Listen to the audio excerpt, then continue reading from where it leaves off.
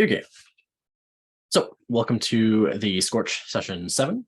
And so for today, we're going to be talking about APIs and a bunch of stuff to do with backend, or kind of like a mix of backend with some front-end interaction with backend stuff. And so as usual, the slides will be available on the website and the exercise files will be available just there. There's no changes for today, so no need to download new ones if you already have copies of the files. Okay, so let's get into APIs. So what actually is an API? Basically what it is it's a fancy way of saying some way for you to talk to another computer system that's running. So an API might be something like, for example, StarCraft engine, where, for example, this is like a Python API that you can use to run like script Python game or script StarCraft games while they're running. An API might be something like, for example, let's say you have your Spotify account. There's actually an API for you to be able to like change the song that you're playing, and that's what things like Google Play will use to be able to like change your songs whenever you like ask it to pause if you have a Google Home or anything like that, right?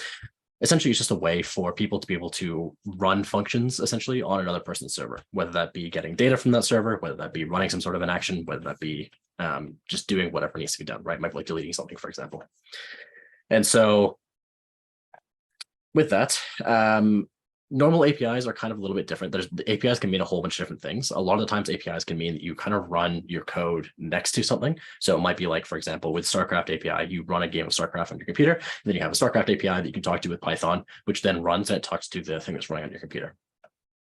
Web APIs are a little bit different because you have to talk over the network. You have to be able to communicate with each other over the network. And so there's fundamentally some different problems that you're going to run into when dealing with web APIs that you won't run into when dealing with normal APIs. And so just as an example, let's say, for example, you want to get the weather because you have some sort of an app that has like a dashboard. Maybe you're building like an app that's going to manage your calendar and a bunch of other stuff. You might have like a dashboard that has the weather for today. You might have to go to, for example, weather.com/Calgary, which will then return JSON object, which you can then use in your app to get the information you need out of it. Most APIs you're going to run into are going to do some sort of a pattern following this sort of a setup. They'll either return directly the information that you need, or they'll return the like where you can get the information that you need. And so what this means basically is that we now have the ability to get the information that we need from somewhere else. So this means that if we need some information from like Spotify, for example, if you're building some sort of an app where you can control your music, then you can do that if you want to. If you want to build an app that has all of your messages from all your different apps like Messenger, WhatsApp, all that sort of stuff all in one place, you can now do that as well. Basically just allows you to sort of democratize and communicate between different applications that you want to talk to. And so with that, last time we talked about URLs and kind of how they function. But just as a reminder, so the HTTPS part at the beginning of this, if we have something like HTTPS shulokignite.com/web, this part is called the protocol, and that's going to be using HTTP, and then the S at the end just means secured because it means that it's been encrypted essentially. And so this is how the system is actually going to talk to one another. So this is how this is basically how your browser knows what rules it needs to follow in order to talk to the shulokignite server to get the information that it needs. And then shulokignite.com is going to be the domain name. Sometimes it's called the host name. And basically, this is going to be replaced by the IP address of the server via DNS, like we talked about last time. So essentially, somebody's going to have bought shulokignite.com. They're going to have set up the DNS. And then from there, whenever somebody types in shulokignite.com, it's going to go to that DNS server and it's going to convert that into the IP address so that people can actually get to the place that you want to go to. And then the /web is optional. It's basically what's called the URI or the slug or the route. And basically what this is this is basically telling the host, whenever you get to it, what you're looking for, right? Because websites are going to have a whole bunch of pages. And so /web is telling shulokignite.com that you want specifically the web page, which would be like web.html in the backend, for example. All right. And with that, the first question for today is going to be, what does DNS do? So let me just quickly present. All right. So what does DNS do?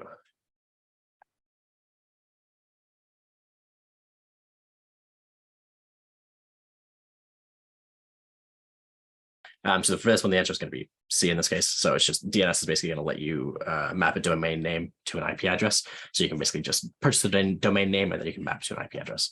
Sorry about that. I'm not sure what's going on with the on the top right side there. Okay, let me see if the second one's working here. So let me present it.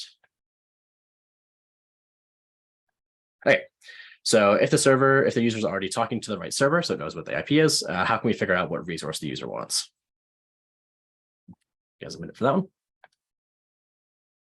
yeah, so for that one, it was the slug. And so let's get into talking about HTTP. So we talked about this a little bit last time, but just as a refresher, HTTP is basically the system that we use to communicate. So it's a language that we speak as far as like how we talk between a browser and a server whenever we want to talk to them.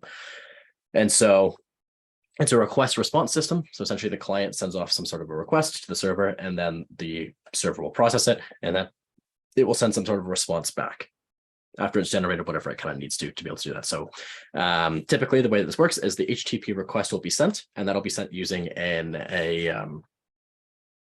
like it'll include all the information that it needs, including what's called headers, and then it also have the content that needs to be there. That'll all be sent off. And then when the host system receives it, it'll go ahead and process it, and then it'll generate its own headers as a response and its own content as a response to send back to you that it needs to get. Sometimes this might be in the form of just the straight up HTML text. Sometimes this might be in the form of like a file you have to download. This might be in the form of whatever it might be. So the first thing to talk about is HTTP headers. And this is basically, and then for that, basically what they are is they're essentially like a key value pair. So kind of like what we saw with YAML, where you have like a key on one side and then a value on the other side. That's mostly what headers are. So essentially it might be something like, it might say server, and then it might say whatever the certain software that you're using for the server. So it might be something like Nginx or Apache or whatever you're using in that case. And you can have a bunch of other information about it. You can tell the browser how it should read things. So if it needs to read things in a different encoding format, like for example, if your text is set up using a different language scheme, then you can include all that information so that the browser knows what it's dealing with. All that information can be passed through HTTP headers. And then the body is what would contain kind of the actual information. So typically speaking, when you're talking about regular web pages, that's just going to be the HTML, like the text of the HTML or the CSS, the JavaScript that's going to be running. But sometimes it'll include what's called binary information. So this might be, for example, if you're trying to send somebody back a PDF file, or if you're trying to send them back like a PowerPoint presentation or something like that. These are typically what's called a binary format, which means that you send them down in kind of like a compiled form so that they can just be run, essentially. And all of that information can be encoded as text and then sent to the user as well. And so that's what the content will typically look like. These are determined not by the extension, by the way. So when you're sending something down, if you have like an extension that says like .pdf, that's not enough for the browser to understand that you want it to be sent as a PDF. Typically what you'll need to do is you'll need to set what's called a MIME type, which will also be a header that you include, and this will tell it what type of thing it is. So there's a whole bunch of these different like types. So you can see here there's like an application type. So this would be like data that doesn't fall into any other category, or like audio or fonts or images. And there's a whole bunch of these different types. And the way they work is there's a piece of text that shows up where you'd have something like content type would be the key that you'd have on the left-hand side. And the value would be something like text/plain. If you're sending a plain text file, if you're sending a PDF file, it would be text/PDF, or sorry, it'd be application/PDF. If you're saying CSS, it would be text/CSX. All this information can be passed on so that the browser knows how to interpret what you're trying to send to the user. And there's a whole bunch of these different MIME types you can see here. There's a whole bunch of them listed in this section here. And there's a whole bunch of other different types listed down here. So if you're interested, you can read about those. But just as a heads up, if you're ever sending something and you're finding that you're trying to send like a PDF and it's showing up as like a whole bunch of broken text on the web page, it's because you're just trying to send it as text as opposed to trying to send it as PDF. Okay, so HTTP requests. These are sent usually for what's called CRUD, which is create, read, update, and delete. Essentially, the HTTP system is based around being able to do all these actions, being able to create content, being able to read content, update content, and delete content. And so they're all based off of what's called verbs. So essentially, when you're looking at HTTP requests, there'll be the request type that you're using, and those will be something to either get a web page, post some form data that you have, put a new image onto a website, or to delete something. And these would roughly correspond to getting a web page is going to be same as reading, post is going to be the same as creating, put is going to be the same as update, and then delete is going to be deleting something. And so once they're sent, they'll basically wait for a response. So yeah, these are the request methods that we're talking about. Essentially, this might be something like, for example, like get request is going to be what you're going to be using most of the time whenever you go to a website. So when you go to shulkinite.com, for example, you're going to be sending a GET request, and you're going to receive back the HTML afterwards. If you fill out like a form, like a contact form, or you fill out a form on a website, this will typically post the information. Put is a bit weird. Actually, sorry, I have these backwards. Post is going to be you're just sending the information, but put is specifically for creating new things. So when you say put, you're saying create something new. Post can be used to update or create. And so that's either of those two can be used for like form data, or it might be like a JSON object or something like that, or it might be like a file that you're uploading, whatever it might be. Those two will be the ones that you'll use for that. And then delete will be for deleting things, essentially. So what does a header actually look like?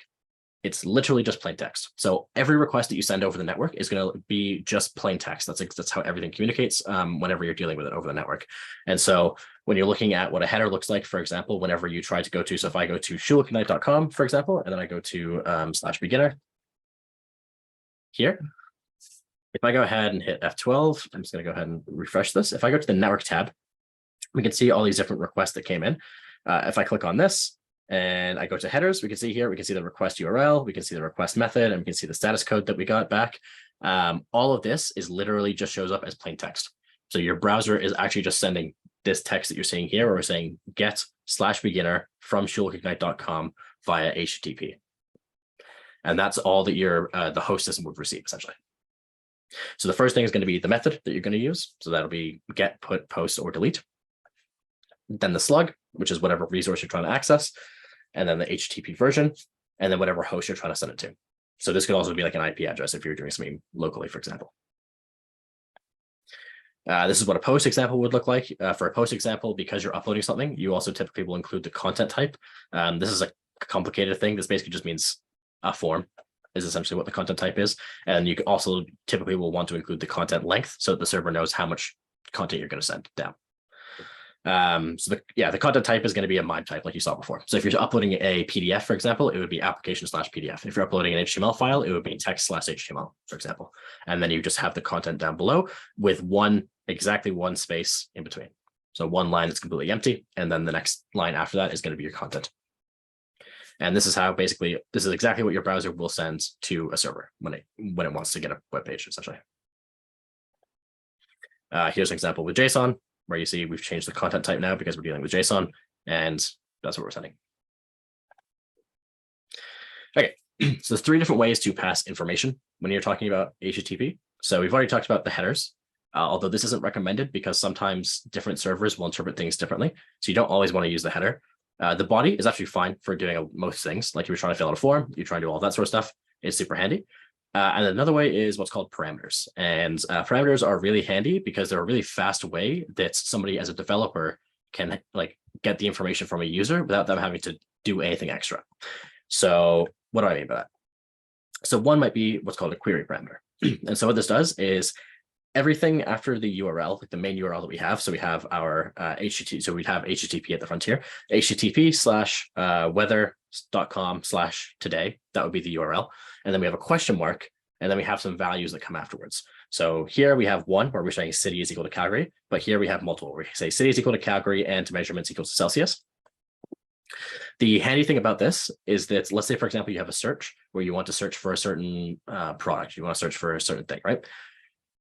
A lot of websites will literally have /search, and that is the search page for every search that happens. And then you'll have question mark, and then it'll say like search term equals, and then whatever the person typed into the search bar to find things.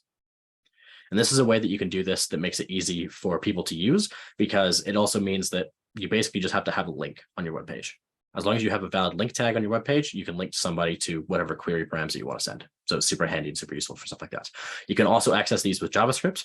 So if you're trying to communicate something to the client via JavaScript, you can also do this to do that as well.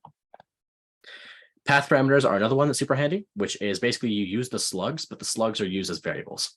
So one example of this would be if you have weather.com, which has weather for all the different cities in Canada, for example, you can have / and then city, and then whatever is after the / would be used as a variable to indicate the city that you're looking for. So it might be something like weather.com/Calgary that you're looking for, and then maybe you want some other configuration value like whatever the measurement is. So you'd have weather.com/Calgary/Celsius, and that would be, I want the weather for Calgary in Celsius as opposed to Fahrenheit.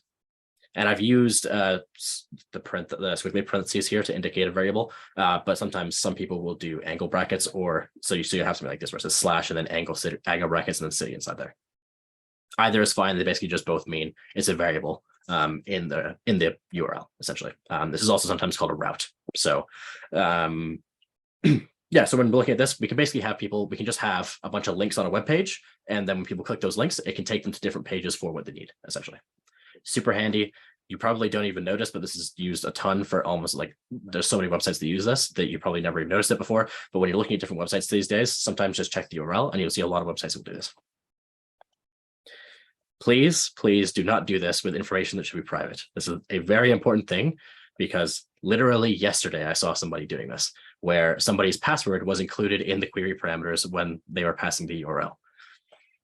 In somebody's browser, their history will be stored, which means that anybody who has access to their computer can now click onto their history or can just look at whatever URLs they're going to and now has their password. Please don't put people's passwords there. Please don't put people's like secret tokens there. Don't put any like serious information there. Don't put people's like SIN numbers. Don't put anything like that in the URL. I see a lot of people try and do this. It's a really bad idea and it can cause a ton of problems. This is a huge cause of data leaks and it happens way too often. Please do not do this. Okay. One other problem with this approach, this is a really cool approach, but another thing you have to keep in mind for is what's called escaping. So we talked about this previously with HTML, where we had to do that weird and GT thing whenever we were submitting HTML into a template. This can happen with other things as well. So here's kind of a simple example of what might happen. Let's say, for example, you have weather.com, and then normally that would take a variable called city, and you put in like Calgary, for example, right? This doesn't happen as often anymore. Most new systems will stop you from doing this by default. But one thing that people used to do is you used to be able to include a single quote. And what that would do is in the backend, the way that some things access databases is they'll use quotes to define whatever the term is for requesting something. And so when you specify another quote, it'll let you execute code. So if you have something like, for example, that would normally you type in whatever the city name is here, if you included an extra quote, it would type in that city name as if it was the city name, but then everything that you type in afterwards would be run as code until the end of the statement. So somebody would do something like this, where their URL would be like weather.com, and then it would be / a single quote. I'll just zoom this in so it's a little bit easier to read. I guess I can't zoom in the top part, but a single quote, and then it would be something like plus, and then the other variable would be like database .password, for example, passwords, something like that, right? And the idea with this is that that single quote will stop you from will stop the end of the string that you're trying to type into, and then after that you're adding on an extra variable that you want to be returned, which would be your database.passwords in this case. So I could type in something like, if I know it's Python, for example, running in the backend, I could type in a string like this, and it would give me, by the end of it, this string would be converted to return this. So just be very careful when you're returning information that you don't allow something like this to happen. Most frameworks these days will stop you from doing this. They won't even let you do this, but just be very careful whenever you're doing things, that when you're inserting in values, make sure that you can't cause issues to happen if you're relying on a certain value to be there. Okay, so once a request actually gets requested, then we need to generate a response. So they look pretty similar to a request, but they have some different fields. And annoyingly, the more annoying thing about HTTP responses is that unlike requests, which technically there's some headers that are pretty important, every header in an HTTP response is optional, except for the status code, which goes at the very beginning. And so status code will tell you what the return type is going to be. So what this means basically is if your number is between 100 to 199, then that means it's giving you some info. So this might be, for example, if you send a request and the server like tells you its version or something like that that's running, right? You get something within the 100 range to 200 range. 200 to 299 means something worked. So whenever I go to this page, actually in this case we got a 304, but usually it would be a 200 that you get for a page like this that would just return you the information that you're looking for. 300 to 399 typically means the server's going to do something first, or something's going to happen first, and then it's going to return you your value, which is what we see here. The server had to go and get the resource, which is why you're getting a 304, sorry. And then a 400 to 499 means you messed up. So the user messed up when they typed something in. So either they typed in the address wrong or they did something wrong themselves, like there was an error on the client, not on the server. 500 to 599 means there's an error on the server. So this will typically happen if somebody broke something. So a common message you might see is like 404 not found. What that means is that usually somebody's typed something in wrong. They've actually typed in the URL wrong, for example, and they're getting a 404 on it. Now, somebody typing it in wrong does not mean the user typed it in wrong. It means the browser got the wrong information. So if you put a link in your nav bar and the link has the wrong information in it and they click it, they'll get a 404 because the client is having an error but it was your fault because you're the one who mistyped something. So just keep that in mind. Some common headers you're running into, content type, like we talked about before. This is going to be telling us like what data we're getting back. Server, this will tell you what server you're going for. This will be handy because a lot of the times certain features will only be available on certain servers. And the date is handy because there will be some issues you'll run into. Really old laptops, there's a piece in there called a CMOS battery. You actually get it on every laptop these days, but basically what that thing does is it just keeps a clock ticking in the background of your computer. If that clock ever breaks and your Windows date is set incorrectly, you actually won't be able to access people's websites, because the certificates that are used to talk back and forth will not let you talk to something that exists in the past, because a laptop from 2009 shouldn't exist right now because that's not the date. So just keep that in mind. This date can also be used for some security stuff. And then the body is just going to be essentially text is the main thing that you're going to get. You essentially, what will happen is you have your headers, you have one line of space, and then you have whatever text is part of the body.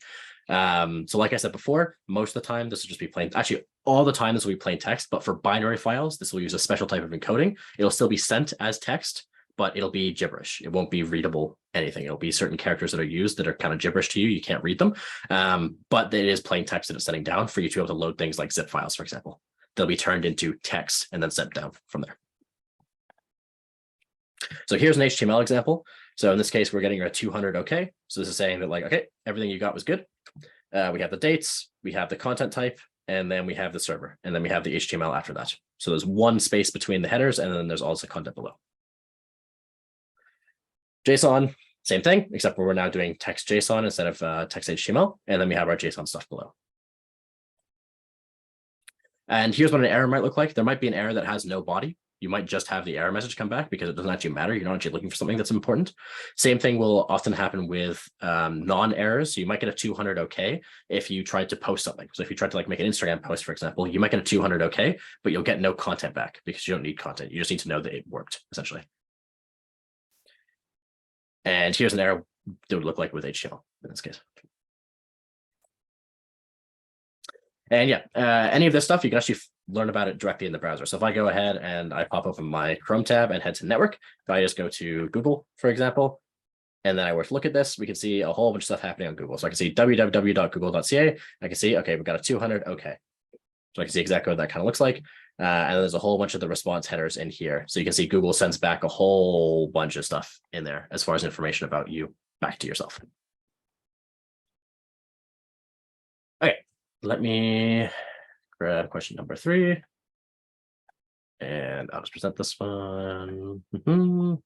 So which of the following is a proper HTTP request? You can't see this, so I'll do it that way, and I'll let you guys go ahead and try them out.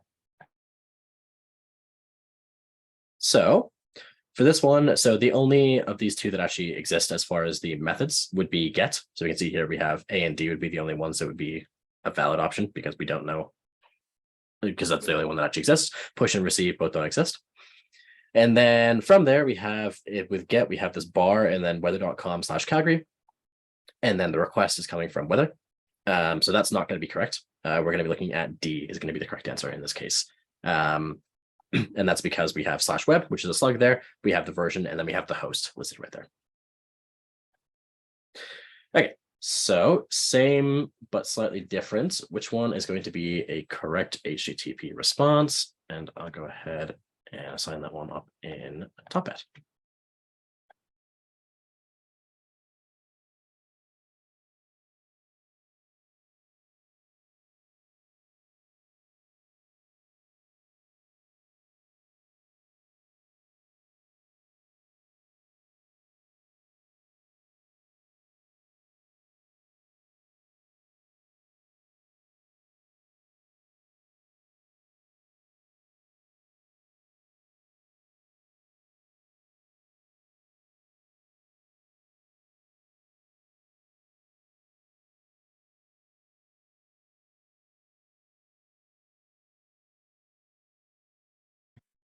Kieran, I think you're on mute. Yeah, I'm on mute. I just realized it's on my mute. So the answer for that one was E, which is basically everything. So any number between those ranges will work. So any number between 100 to 500 is a valid, or 600 will be a valid response code.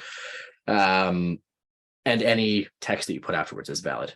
The 2, 3, and 4 are like strictly part of the standard as far as being 404 not found, 200 okay, and 404 not found. Those are part of the standard. 418 is actually part of some standards. It's actually implemented on some servers. It was an April Fool's joke, but people do actually use it. So it is actually a real thing that happens. And this is one thing you need to be aware of when you're dealing with some people's websites, because they'll return their own custom status codes and they'll have a list of their own custom status codes. It's a very bad idea, but some people still do it. So just keep in mind that anything between those numbered ranges is valid, and any message afterwards is valid as well. So 404 typically means not found, but somebody could write 404 oops, and that could be the response that you get. And that would still be valid because they're still giving you the number at the beginning. The only thing that matters is the number at the beginning, and whatever category it's in will change when it happens, and then people will just follow convention from there. So just be careful when you're dealing with this stuff. Okay, so if you're interested in seeing like an easy way of like looking at responses and all that sort of stuff, HTTP is a great option. So this has like a desktop application that you can download. And what this will do is it'll give you a user interface that'll let you see exactly what happens. So you can see here, I can type in shieldconnect.com/web, and I can see all the different things that I can enter in here. And if I go ahead and when I hit send, it'll go through, get all the information. And then if I wanted to, I can open up the HTTP headers and actually read all the responses that come in from there as well myself. So if you are ever testing stuff, HTTP is a great option. So what we're going to talk about first, now that we've covered all of that information, is actually using this to create APIs that we can use. And so the first thing we're going to use is a static API. And so the idea is basically just with a static API, you have some files and you have other people get those files. So there might be some JSON files, some HTML files, some text files, whatever it might be. You just have a bunch of files and then you're going to read them. People can read them to be able to get the information they need. So for example, this site right here is looking through a whole bunch of lists of JSON files, like they're actually like a JSON file, and then it's going through and it's finding information about Pokemon based on those files. So it's just a big directory that has a whole bunch of files in there, and that's what it's looking through to be able to find this information. So there are some HTML-based APIs that we can use to sort of send and update sort of entire documents. So one of them is going to be injectable HTML, which we'll talk about. They're like kind of like little snippets of code that'll basically load and insert some HTML into a document. You'll find this a lot of the times on GitHub. You'll see these on certain people's repositories. Like I can just show you on something like this, where every time I load this page, there's a thing that pops up here that tells me how many downloads I get. And that's coming from a server somewhere that's basically stored that information. And then I've injected the HTML into this page. Embedded documents is basically you can embed an entire like website essentially into another website. So this happens a lot with YouTube videos and what are called iframes, which are used to load like external websites that you need to get access to. Parse documents is basically a fancy thing where you're going to go through, you read an HTML document, and then you use it as if it was sort of like JSON to be able to get the information you need out of it. So iframes, so you can see here, there's a website inside of a website, and this is used to show off what this website would look like. And the way this works is you just do iframe, and then in your source, you basically say a URL or a path. So similar to the way images work, except for it's just loading an entire document. If you're interested in how this works in JavaScript, you can take a look at that. A JavaScript-based approach. So basically the idea is that you take a JavaScript file from the internet and then you run it. This is very dangerous, but this is what a lot of people still do anyways. This is actually how CDNs work, essentially. You just load a JavaScript document and then you go through there. If you're going to load this, please make sure you use what's called an integrity hash. Most things that you use from CDNs will have a thing on it that'll tell you what the integrity hash is. This is basically just a way of saying this thing is safe. There's actually a article on Shieldconnect blog called The Dangers of CDNs that talks about this problem specifically. But essentially what you're doing is you're just saying, hey, I'm going to grab this JavaScript, pull it down, and run it myself. And then there's JSON based. This can be any other type of format. It doesn't have to be JSON. This can be different types. It's just JSON comes up a lot, where you have a template, kind of like what we saw last time when we were talking about static site generators, where we have template language. And then that template language is going to pull information from a JSON object and then inject it into the HTML that we need. So we can see here, we have the source for this image is coming from this JSON object, the image that's right here. And we can see here that we have the person's information. So we know that his name's Jake, and we have the CFO thing that's coming from this name and this role section here, for example. So here's an example of all three of these things. So we can see here, this graph was pulled from a different HTML document. So this has been embedded into here, but this is from a completely different document on a different server somewhere else that has been pulled into here. But it looks like it's part of this page because it's just been sort of shoved into this page, right? This is an entirely different web page that was loaded from somewhere else and then brought into this site. Here's another one of another HTML embed. So we can see here, this is loading an entire like 3D web space where it's loading like a 3D elements, and it's loading all of that stuff through an entire website. That's why we have a scroll bar here. So it's loading another website as well doing this.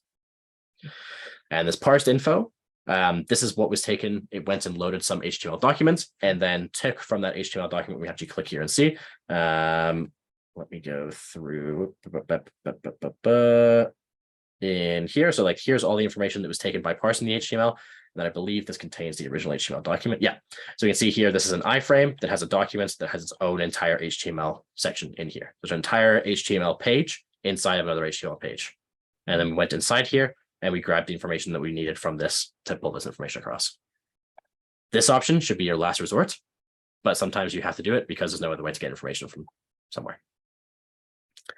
And then JSON, for example, this would be what the JSON object looks like. And this would be what the results. So this is be for like users, and this would be for like animals. So you can see here, we have the users on the left-hand side here, where we have name, role, description, image. And then in here, that's used to fill out this information down here. Whereas for animals, we have all the information about the animals over here, and that's used to fill out, this got all messed up in the formatting, fill out here, this page right here. And this would all be done using template, like we talked about last time, where you have a template, you basically have some variables, you shove those variables in there, and then you load the HTML. Okay. So the last thing that we're going to do is going to use JavaScript to actually request these APIs. So you've seen how HTML can do it with iframes. Now, what do we actually do with JavaScript in order to get this information that we want? So JavaScript will let you fetch resources from pages, but it can be complicated for a couple of reasons. Mostly that what you're trying to do is actually more complicated than you expect. For one thing, fetching takes time. So whenever we fetch information, we can see here on the right on the screen that it takes the information for the text loaded in, but the image you can see here hasn't actually loaded in, and there's now a placeholder image waiting for the image to load. So network requests take time to run, and they're also what's called asynchronous. And so this is kind of a complicated topic, but basically what it means is that we're used to code running one after another when we see it in our files.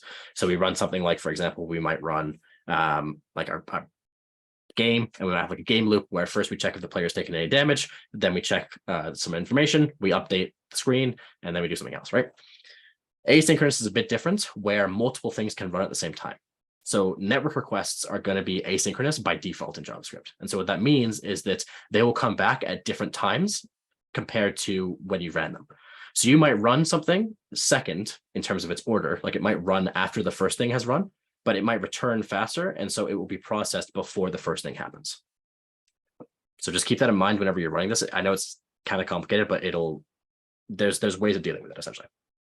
And so because our code isn't guaranteed to work because of the fact that it's asynchronous and also it's going across the network. So somebody might just, turn on airplane mode. They might unplug their computer. They might move away from the network. Network might shut down. We have to do what's called a promise. The idea behind this is it's basically like a conditional statement that also has, you also have to have a function in order to handle the conditions that would come up. So this might happen. So for example, you might have something where you try to fetch some information from google.ca, but you accidentally miss one of the O's in Google, and now you're getting an error. Okay, well, now you have to make sure that you actually handle that error and deal with it in some way. It won't just let you just silently fail and crash the web page, because JavaScript doesn't like to fail the web page. So only that portion will fail and the rest of the site will still work. But in the background, that system has failed, essentially. So there's tons of ways this might happen. It might be because of hardware related issues, might be because of like software issues that you're having. So essentially we just have to make sure that we deal with those situations. This code looks awful. I know. We're going to break it down piece by piece. So fetch itself is going to be a function that's going to take in whatever URL that you're trying to get to. From there, we then have to say what we want to do for each step. So when we're doing a network request, there's going to be multiple steps to the network request. And so we have to tell it what to do next. So .then, you can think about, we're kind of saying like next. So we're saying, okay, fetch this URL. So go and start a request to the network. Then when you get a response from the network, execute what's inside these parentheses. And so we can see here, we have then, and then we have a then afterwards. The reason for this is that sometimes promises will return other promises that you have to deal with, which is really annoying, and it really sucks. And I wish JavaScript didn't do this because it's more complicated than it needs to be, but this is the way that it works. So what's actually happening here is this arrow is a function. So it's a function that's taking in something and then going through there. So when we're looking at this part right here, where we have response, and then we have this response down here, that's just basically a function. That's all that is. And then the second part, same thing. We're saying dot then. This is just a function as well. It's called an anonymous function. It's a thing that we use a lot in JavaScript. The alternative option is that you can define actual functions and then just pass them in. So we can see here, fetch the URL, and then do this anonymous function, and then log the data. And if we wanted to, we could say, okay, return the data and then log the data. So we're going to do fetch, then return the data, then log the data. Pick whichever convention you want, whichever is easiest for you to read. Doesn't matter to me. As long as it works for you, it works for me. So as long as we're looking at this, let's understand what's actually happening now, because now we can kind of break it down to pieces. The first dot then is going to have an object called response. And that's going to be a response object that's returned by the promise or an error. So what we're going to do is when we get that object, we're going to return from the response a JSON version of the response. So we got like this object that we have, we're going to get the JSON out of it. And that's what this first then does. Now that we've done all of that, we're going to run a dot then on that JSON object to be able to do something with it afterwards. And the whole time all this is running, the variables that are in here only exist within these brackets. So within the squiggly braces here, it's the only time these variables exist. They don't exist outside of it. They only exist within it. So just keep that in mind. So yeah, so the JSON, for example, that we're looking at the end of this chain only exists in this function. Everything you want to do with this JSON has to happen at this step because it only exists while it's there. There's other response types we can use. So we could do .text instead of .json, and then we could go ahead and like change an element if we wanted to, like update a title with the inner HTML, whatever we wanted to do after we've like parsed out the object. But first we have to get the response. Then from the response, we can get the JSON afterwards and then deal with whatever we want from there. So the whole point of this is that it's supposed to be easier for you to deal with errors. Debatable, but the way that you deal with errors is to use a .catch. And so whenever you catch something, it will pass in a reason and it'll go from there. So for example, whenever we use .then, whatever was part of this fetch will be passed into the response of this this function. So .then, after we do the fetch URL, we'll get the response object, and that'll be returned into this function when it's run here. And then we're looking at this .then, the log data section will get the response that was given here as this JSON object in here. And then when we get to the catch will ignore all the data that's been given to it up until now, and it will return an error object. And that error object has to be parsed into here. So I know that was a lot of information. If you want the short and quick of it, I'm going to be honest with you, you can just copy and paste a lot of the functions that you need for doing this. You can also just Google, how do I write a promise in JavaScript, and go from there. Yeah, and then like I said before, asynchronous, because it's asynchronous, sometimes the values that you have to run a lot of times asynchronous code from asynchronous code. So your responses, if you want them to be able to be like the data to be like gotten out, you have to use an asynchronous function yourself in order to get that data out. So when you do this, it'll return the promise, not the data. So you have to then parse it out again. So no matter what, you have to deal with promises, and it sucks and it's annoying and it's awful, but that's how you have to do it in JavaScript. So how do we actually get the data? Now that we've dealt with all this complicated nonsense, how do we actually get the data? The easiest way is to override a variable. So we have a user variable at the beginning here that we have set to null. We have the URL that we want to get our information from. And what we're going to do is we're going to await, and then we're going to fetch the URL, and then we're going to get the JSON. And then from the JSON, we're going to set the user object that we created up here to that JSON. This will work because the variable already existed outside of the function. It wasn't created within the function. So we can go ahead and overwrite that variable inside the function, and it'll work. This is the easiest, like basic way of getting the data out of it, as far as I'm concerned. And all this code is in the speaker's notes, so you can just steal this whenever you need to use this. For a bunch of data, you can loop over things, and you can do it that way if you want to. And you can just push, so arrays in JavaScript, you push data onto them instead of appending it like you do in Python. So we have an array here of users, and then every time we go through, we do the exact same thing that we did here, except for each user, we push it onto that our users array, and that's what we do. Okay, so we covered a whole bunch of things. So now what we're going to do is going to do an exercise. There's basically two functions that are in there, one called get data and one called display data. Get data's job is to fetch the data. Display data is going to be the function that's going to actually display whatever information that we have there. So we're going to give you a chance to try out this exercise. Okay, looks like everybody's back in here now. So yeah, so one at least nice thing that JavaScript does have that can make this a little bit easier going forward, especially if you have multiple pieces of information, is you can actually make a list of your fetches, and then you can do them all at the same time. So we can say users is equal to promise.all, and then we can await all those promises all at once. So down the road, that might be an easier way of doing it. There could be a little bit of finicky stuff, especially if, like, I think if I remember correctly, if one of them errors, then I think everything errors. But I have to double check with that. So, but this can be an easier way of getting the information that you need out of something. Okay. And then earlier I mentioned query parameters. JavaScript, you can actually get your query parameters. So if you have something like weather.com/city, and then you have the question mark and then like city equals to Calgary, you can actually do a query string, and then you can do window.location.search, which is the actual, like, this will be like the whole, like the bit at the end here. And then you can do a new URL search params with that query string. Basically, it's just a glorified way of turning this into an object. And then from there, you can say, I want to get the city out of it. And it'll just let you get all the information out of there. So query parameters can be handy. I've actually used them for contact forms, where if you click on a product and you have a question about a product, when you click on the product, it'll send you to, and you hit like, I have a question, it'll send you to the contact form, and it'll fill out the information for the form specifically related to that product that you're looking at. So it can be super handy for doing something like that. But yeah, there's a more complicated API. And so we're going to be taking a look at it called Pokey API. And so this API is sort of the demo that you've seen before. So the first URL that we have here, we have the actual, so it's called flavor text entries. So when you actually get the information out of it, it's going to be the 0th entry and then the flavor text. And that's from this URL right here, which is the ID would be passed into there. So if you want Venusaur, for example, we could go to this URL, and then we go, why is it BID? Oh yeah. So we can just go /3, I think should work. Yeah. So /3, this is for Venusaur because he's the 3rd Pokemon in the series. So Poke API, and then we see this, and we have all of this information in here. And so the only part that we actually care about when we're looking at this is flavor text entries, which we can see is right here. And then we want the 0th element from that. So we go down to flavor text entries right here, and we want the 0th element, which is this thing right here.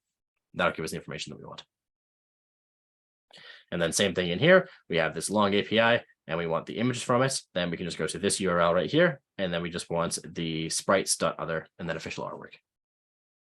So a lot of APIs just have a ton of information in them, and it kind of sucks. You just have to parse out the JSON bit by bit to get the information that you need.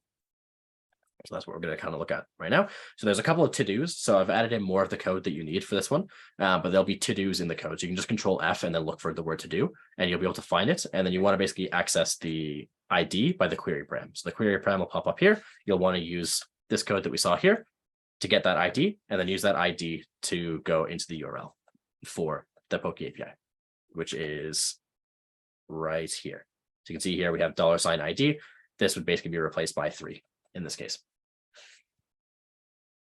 Okay, I will give everyone a chance to try that out. So what I'm going to do here is I'm just going to quickly walk through some of the code, because this is a bit more complicated of an example. So the first thing we do is get the query param from the search. So basically doing that same steps that we saw on the slides before. Once we have that, that's going to be our ID for the Pokemon. Then from there, I've set up just like an empty JSON object that just has nothing in it for the time being, and just put the ID in there for now. And then what we're going to do is we're going to use those 2 URLs that I had in the slides, and we're just going to put the ID in there. And when we do that, we're going to return that information into the Pokemon data. So this is going to be our description, is going to be inside here. And then when we're taking a look at the second API here, that's going to be where we're going to get our image from. And then with that, we have loading our data. We're just going to go through, and we're going to take that information from get Pokemon, and that's going to be our Poke data, which gets returned at the end here. And then we're going to do a bunch of replacements of specific elements as we go. And that's going to give us what we're looking for here. So let's say, for example, we say 6, which should be, I think it's Bulbasaur. or Charizard, sorry. And we can see there that the replacement, the elements got replaced as the information came in. And so that's how you would do that in JavaScript. Now, I find I don't like dealing with JavaScript, but sometimes it is necessary. So when you are dealing with something where you need to reload in the same page is where JavaScript is going to come in. But there are alternatives. Like we saw before, you can have those sorts of route params where you can have them be as the actual URL at the top there. And for doing that sort of stuff, you can actually load it via a dynamic API. And so what this is going to be is the front end is going to have your CSS and your HTML, and the back end is going to basically process the data that's being sent from the front end. And so what this means is we talked about the back end versus kind of infrastructure. This doesn't really matter for what we're doing, but essentially the back end in this case we're going to be talking about is the things that are doing the data processing for us. I'm not going to worry about this. The most important part here is that we can essentially write a server, and that server can basically allow us to do the same sort of stuff that we were looking at before, but we can do it in Python instead. And Python has libraries like for Flask and requests that'll make a lot of the stuff that we just talked about in JavaScript much easier. So the first thing to talk about is Flask. And so Flask is basically an HTTP library. So it's designed to help make servers for you that lets you create routes and then use Jinja templating. So the templating language that we saw in session 5, we're going to be able to use it in here. And we're going to be able to use it, and we're going to be able to create dynamic routes for users to go to. So we can see here, this is what a basic Flask app looks like. There's actually an extension called, I think it's called Flask Snippets, I believe. And if I go ahead and go into Python, I'm pretty sure I have it installed in here. Do I not? Maybe not. If I go ahead and check out extensions, I believe it's called Flask Snippets. See if I can quickly find it. There it is right there. And once we have that installed, if we open up a Python file, we can just type in HW and hit enter. And this is the basic setup for a Flask application. In order to run Flask, you will need Flask installed, which if you already have EasyCV, Flask comes as part of EasyCV. But if you don't have it installed, you can do pip install Flask, and that'll install Flask for you. And the way this works is we set up what are called routes, and then those routes are going to process data. So right now, currently our route is just going to return some plain text. This is going to be our content body that we're going to have for the response. So whenever people go to / they're going to get a response that says hello world. So if I go ahead and save this, and I'll save it to, let's say, my desktop, for example, and I'll just say Flask demo.py. If I go ahead and I'll pop open this, and I'll go back to my desktop. I'm just going to open a new window because it's going to be way too long to find that. I go ahead and say Python and then Flask demo.py. What this is going to do is going to open up a server for me, and it'll give me the URL right here. I can go ahead and paste that URL into a browser, and we can see we get hello world. And then if we want to change what the response would be, I can say goodbye world, which is a bit ominous, but it's okay. And now we get goodbye world instead. And so that's how easy it is to get a server up and running in Python. Flask, so yeah, Flask snippets, there is a link right here. I'll go ahead and copy this, and I'll chuck it into the chat for people who are interested. But basically, it'll let you generate a whole bunch of stuff really easily for you. So the Flask basics, so we have everything kind of running. Essentially, the way that Flask works is there is this Flask object that we create here, and that's what we're going to call app. And then we define what are called routes. So we essentially create a function, which is going to actually run whenever somebody goes there. And then whatever it returns will be what shows up whenever somebody goes to this location here. And then we just run it in the bottom, and we're going to say debug equal to true. This basically just prints information for us as we go. So we can see here, set up the app, go through, import the library, set up the app, and then this thing at the bottom basically says only run when example.py is run, and then run the app with debug mode on, basically. From there, we can get a little bit more fancy, and we can start adding in different routes depending on methods. So we can say, for example, in this section here, if we look at something like Shulk Ignite, for example, and we went to the context page, if we do a GET request on the contact page, we get this information. But what about when we submit this form? We'd be doing a post request in that case. And so what we can do is we can have a route that handles both of those things. So we can say there's two different methods that are allowed, GET and POST. And then we're going to import what's called the request object here. So that's also from Flask. And so I can just go ahead and at the top here, we can have from Flask import Flask and request. And then if I wanted to, I could say methods are equal to, and I could say both of them. So I could say GET, and that's being covered by VS Code stuff. We could say GET, and we could say POST in this case if we wanted to, right?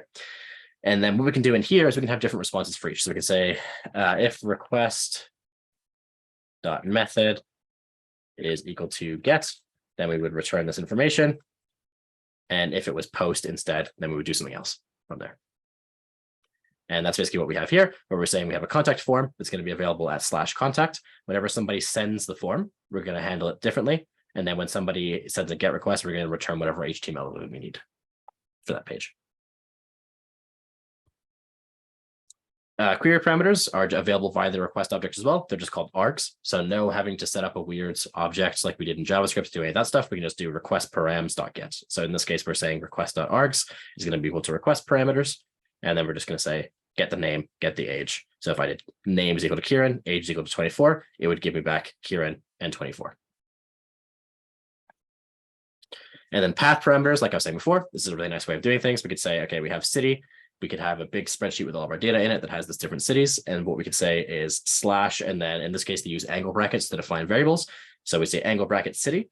We define a variable called city, and then we can say your city is this. So if we went ahead and we did this in our Flask example that we have here, and I had slash city in this case, for example, then what I could do here is I could return,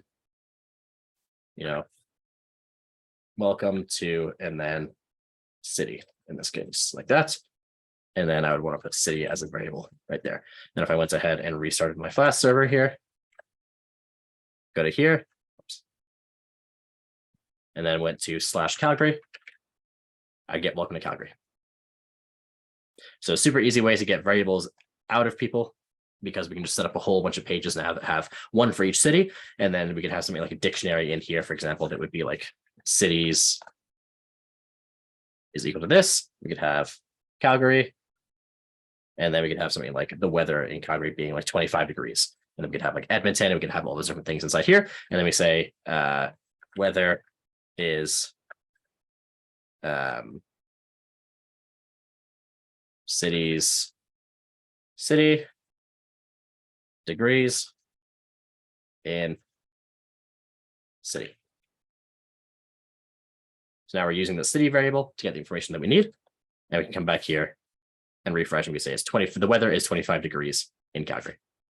So we're using city in multiple places to get the information that we need.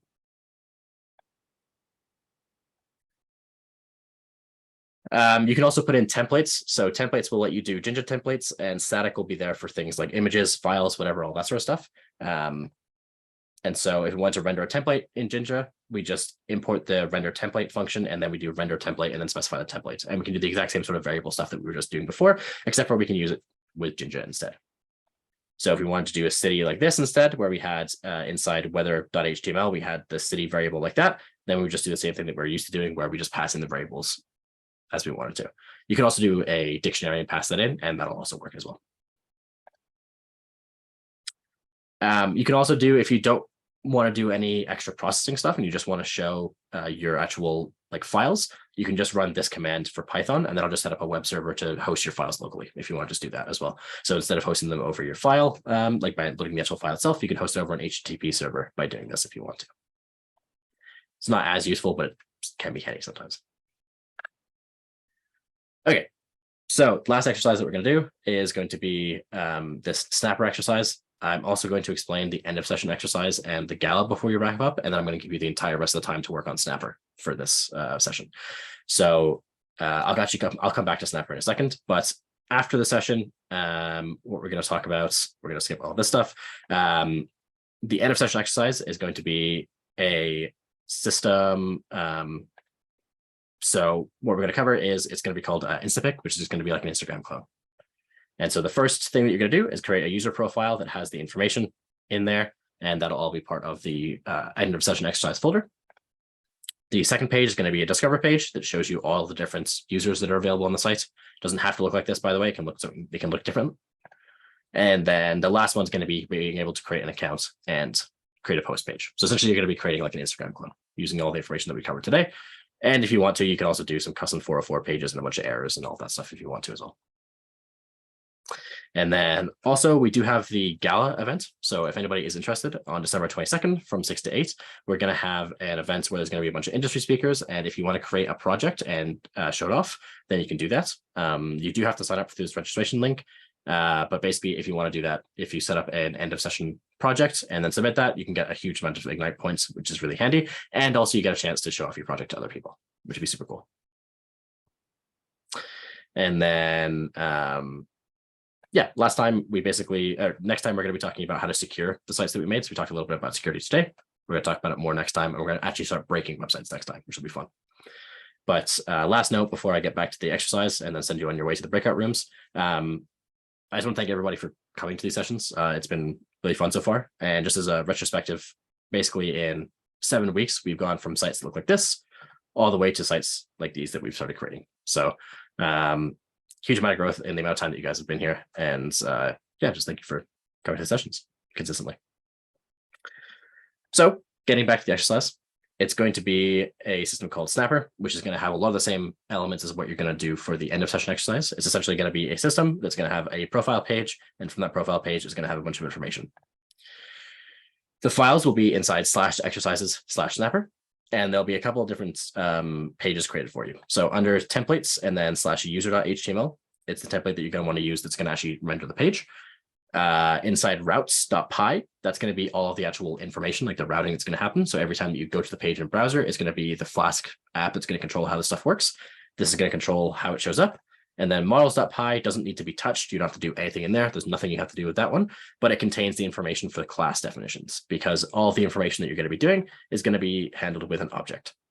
And so this is kind of what the objects look like. There's basically a post, and then there's going to be a user, and there's going to be a list of users and a list of posts, essentially.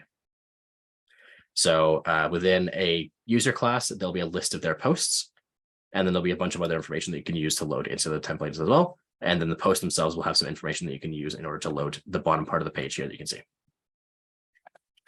And so what we're going to do with that is we're going to create, so we have like a user/ID number route.